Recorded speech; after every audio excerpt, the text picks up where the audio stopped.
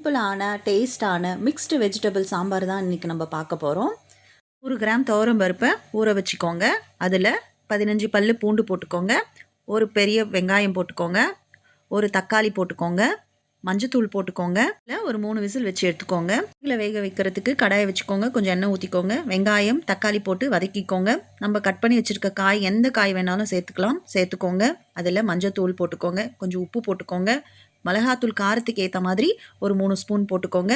நல்லா வதக்கிக்கோங்க. தேவையான அளவு தண்ணி ஊற்றிக்கோங்க.